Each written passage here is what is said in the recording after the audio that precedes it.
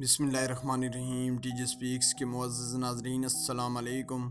ناظرین محترم، ہمارے معاشرے میں بیگار لوگ عام آدمی کی نظر میں پوشیدہ ہیں۔ لوگ ان کے گندے چہرے اور ان کے کپڑوں سے آنے والی بدبو سے دور بھاگتے ہیں۔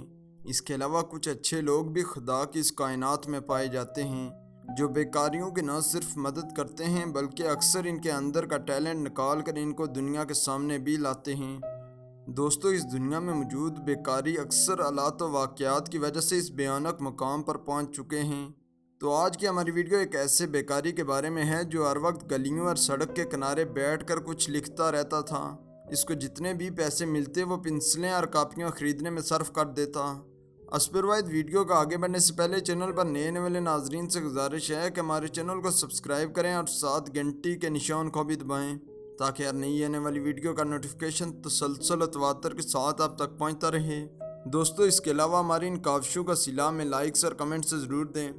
ناظرین محترم، برازیل کے شہر ساؤ پولو کی سڑک پر ایک بیکاری 35 سال سے گزر بسر کر رہا تھا۔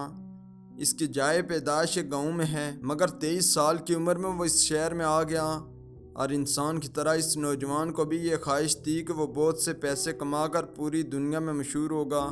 اس نے پہلے ایک جگہ مالی کے طور پر کام کیا، پھر ایک بک سٹور میں سیلز مین کا کام بھی کیا۔ اس کا نام ریمونڈو تھا۔ 1970 کی دہائی میں برازیل کی جمہوری حکومت کا تخت پلٹ گیا اور ملٹری ڈکٹیٹرشپ نے حکومت سنبھالی۔ اس کے بعد برازیل کے معاشی حالات خراب ہونا شروع ہو گئے اور دوسرے دن ہزاروں کی تعداد میں لوگ نوکریوں سے محروم ہونے لگے۔ اس طرح 1980 تک ریمونڈو بھی اپنی جاب سے ہاتھ دھو چکا تھا۔ وہ سڑکوں پر ایک بیکاری کی طرح کی زندگی بسر کرنے لگا۔ کئی سالوں تک وہ انہی سڑکوں پر بھیک مانگ کر گزارا کرتا۔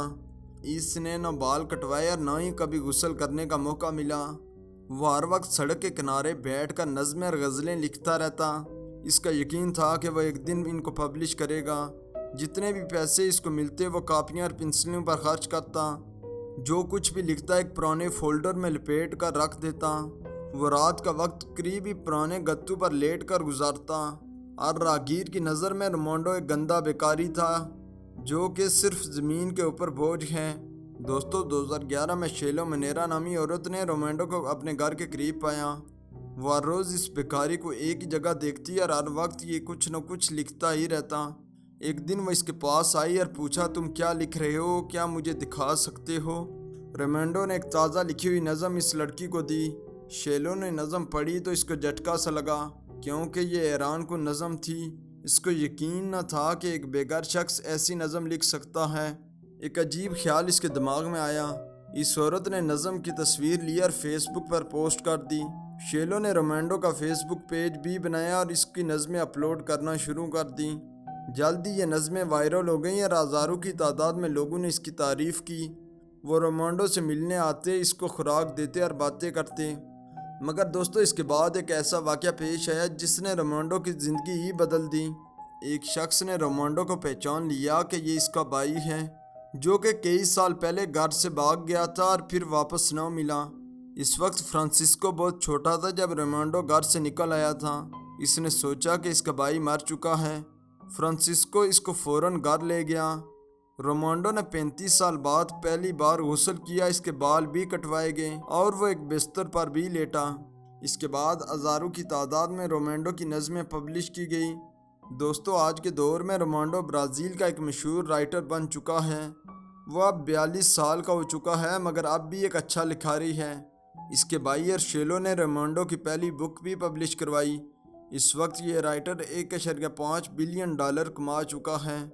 دوستو، اس شخص کی زندگی جاننے کے بعد ہر شخص کو یقین کرنا چاہیے کہ اگر آپ کے پاس ارادہ اور کام کرنے کی سچی لگن ہو، پھر اس مقصد کے لیے ہر ممکن محنت کریں تو ایک دن کامیابی آپ کے قدم ضرور چومے گی۔ جب ریمونڈو گاؤں سے شہر آیا تھا تو کسی کو یقین نہ تھا کہ یہ برازیل کا مشہور رائٹر بنے گا، مگر اپنی لگن اور محنت نے اس کو ایک مقام تک پہنچا دیا۔